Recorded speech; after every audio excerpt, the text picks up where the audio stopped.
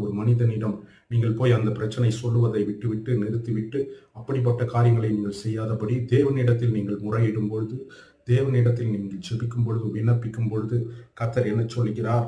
அவரை நோக்கி சத்தமிட்டு கெஞ்ச வேண்டும். முதலாவது கூப்பிட வேண்டும். சத்தமிட்டு, தேவனே, தாவீதின் குமாரனே, எனக்கு இரங்கும் என்று அன்றைக்கு பத்திமேயு என்ற குருடன் அவன் கேட்டான். பிரியமானவர்களே, இன்றைக்கு உங்களுடைய வாழ்க்கையிலே நீங்கள் உங்களுடைய பிரச்சனைக்காய், உங்களுடைய தனிப்பட்ட பிரச்சனையாக இருக்கலாம், அல்லது குடும்ப பிரச்சனையாக இருக்கலாம், அல்லது தேவையின் மத்தியில் நீங்கள் சிக்கிக்கொண்டு என்ன செய்வது என்று நீங்கள் தடுமாறிக் கொண்டு இருக்கலாம். இந்த நேரத்தில் நீங்கள் சத்தமிட்டு உங்கள் வீட்டின் அறையிலே முழங்கால் படியிட்டுக்கு தேவனை நோக்கி கைகளை உயர்த்தி நீங்கள், ஆண்டவரே எனக்கு இரங்கும் என்று நீங்கள் சொல்லும்போது, கர்த்தாவே என் ஜெபத்திற்கு விண்ணப்பத்திற்கு செவி கொடுங்க என்று நீங்கள் சொல்லும்போது கர்த்தர் உங்களுடைய சத்தத்திற்கு செவி கொடுக்கிறார். அடுத்தபடி அவரை நோக்கி சத்தமிட்டு கெஞ்சுகிறேன். நீங்கள் கெஞ்ச வேண்டும் ஆண்டவரிடத்தில்.